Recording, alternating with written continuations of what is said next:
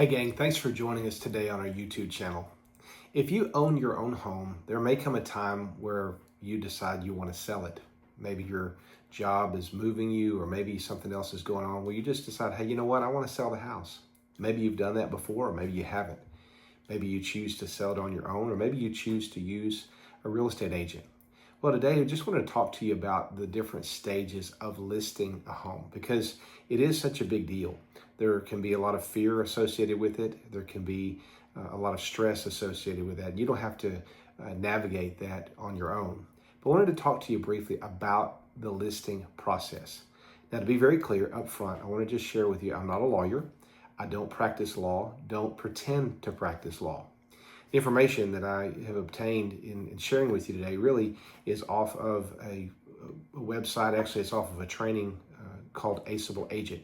Aceable Agent is Texas Real Estate Commission approved, so the information that they provide is accurate and it's reliable.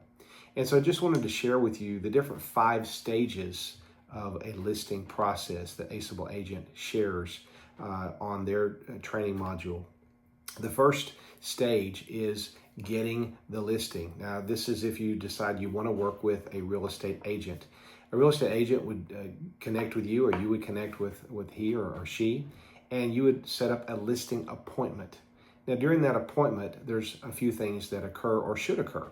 One of the things that will occur is that the listing agent, the potential listing agent, would educate you, the seller, on the process, what we're doing right here.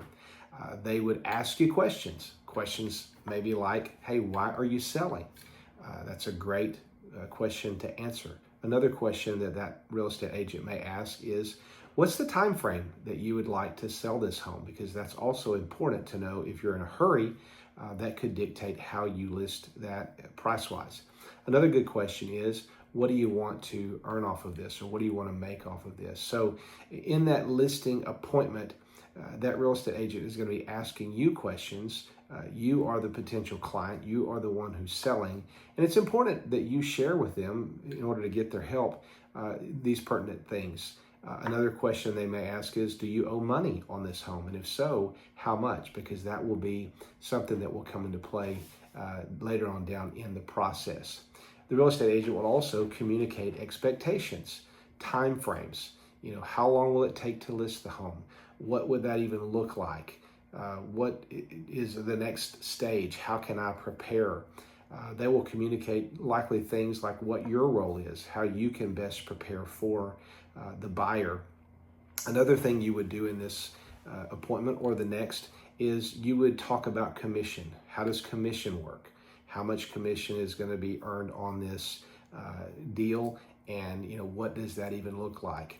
And then they'll talk about marketing strategy. How will this home or this property be marketed? What's the best way of doing that? And so you'll agree on these things before you sign anything.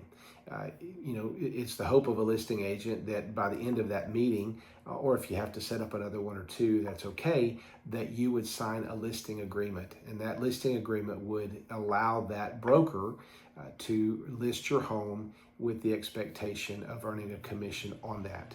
Now, if you go ahead and sign the listing agreement and that broker represents you, you move to the next phase, and that is, or the next stage, which is marketing the property. You will have already decided and agreed upon how it will be taken care of in stage 1. That's taken care of in the listing agreement. But what does that look like? Well, your listing agent will probably want to take pictures of your home, your property. You'll want to make sure that you set that appointment up. They will likely, don't have to, but they'll likely hire a professional photographer to do this. And you'll want to make sure that before they take pictures that your home is taken care of. Yes, you live in it, but you want to make sure that before those pictures are taken that it's nice and clean. The clutter is taken care of as well, because you want this to look as good as possible. So when someone looks at it online, they see a great spot that they want to come look at in person. So pictures will be taken. Another thing is that listing agent will put it on MLS. The MLS allows other agents to see your home in the effort of them being able to sell that home. So that expands your ability or your market. That's something that you really wouldn't have access to if you try to do a for sale by owner. The MLS is a great tool that agents use to market your property and different properties. The agent likely is going to put a sign in your front yard because you've got folks that are going to drive by. For them to be able to see that sign is another way of marketing that. In the market property stage, another thing is you'll talk about showings. What does that look like? Make sure, kind of like with the pictures, that your property looks great and that it is ready to see when those showings occur. And then, of course, they'll likely use social media to market your property too. Okay, so the third stage is the accepting of an offer. The hope is that buyers will come in, they'll look at your home or your property, and they'll make an offer. The listing agent will review the offers, singular offer or if there's multiple offers, and they will review those offers with you, and you will be the one to make the decision as to whether you accept that offer or not. If you feel good about the offer and you go ahead and say, yep, let's go ahead and move forward with this, you will sign that offer, and once that signature is taken care of, that will execute the contract. The agent will execute the contract, means it's ready to go. You are in a legal binding contract. This really execution of the contract begins the escrow period. That's stage 4. Escrow money will be given with that, earnest money, perhaps option money.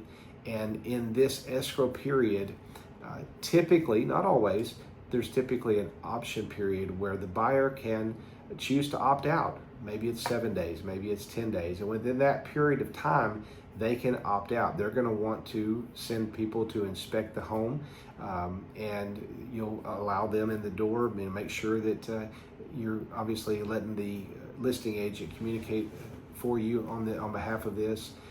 Inspections will be done. Any survey information, if there's a survey that needs to occur, any repair requests would also be done during this escrow period. The escrow period is that time in between when that contract is executed and when you go to the closing table.